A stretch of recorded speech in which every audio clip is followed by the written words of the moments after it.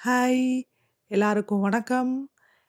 இந்த வீடியோல நாம இன்னைக்கு தேங்காய் பொடி எப்படி பண்றதுன்னு பார்க்கலாமா?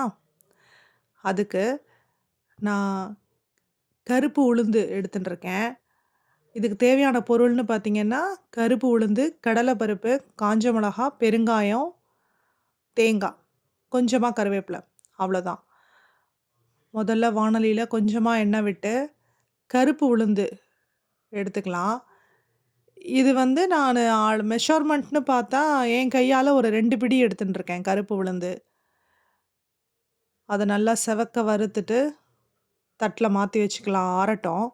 அதே வாணலியில நான் எண்ணெய் விடல. ஏற்கனவே அந்த வாணலியிலேயே கொஞ்சம் எண்ணெய் இருக்கும்ல. அதே எண்ணெயிலேயே மறுபடியும் அதே சேம் மெஷர்மென்ட் 2 கைப்பிடி கடலை பருப்பு போட்டு நல்லா செவக்க வறுத்துட்டேன் அதையும். நெக்ஸ்ட்டு கொஞ்சமா எண்ணெய் விட்டு தேங்காவ வறுத்து எடுத்துக்கலாம். தேங்காவ நல்லா வறுத்து எடுத்துக்கணும். நான் இங்க முழுசா 2 மூடி தேங்காவ பூவா திருகி எடுத்துட்டுருக்கேன். நல்லா செவக்க வறுத்துக்கலாம்.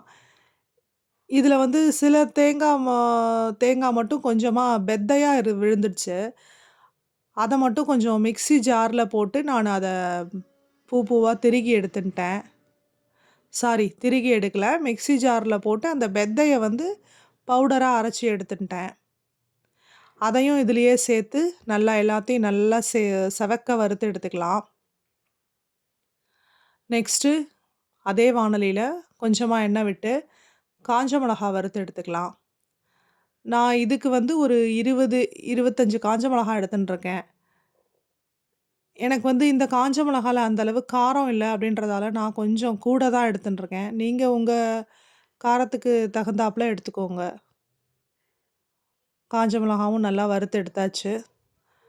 அந்த அதே வாணலியில கொஞ்சமா எண்ணெய் விட்டு பெருங்காயத்த நல்லா பொரிச்சு எடுத்துப்போம்.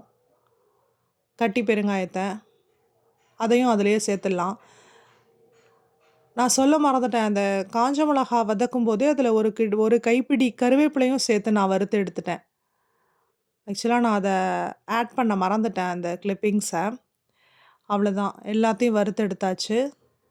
இதில கல்லுப்பு சேர்த்துட்டு, கொஞ்சம் கொஞ்சமா ஆற விட்டு, எல்லாத்தையும் மிக்ஸி ஜார்ல அரைச்சு எடுத்துக்கலாம்.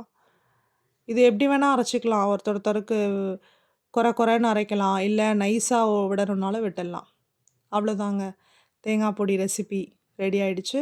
இந்த வீடியோ புடிச்சதுன்னா, லைக் பண்ணி சப்ஸ்கிரைப் பண்ணுங்க.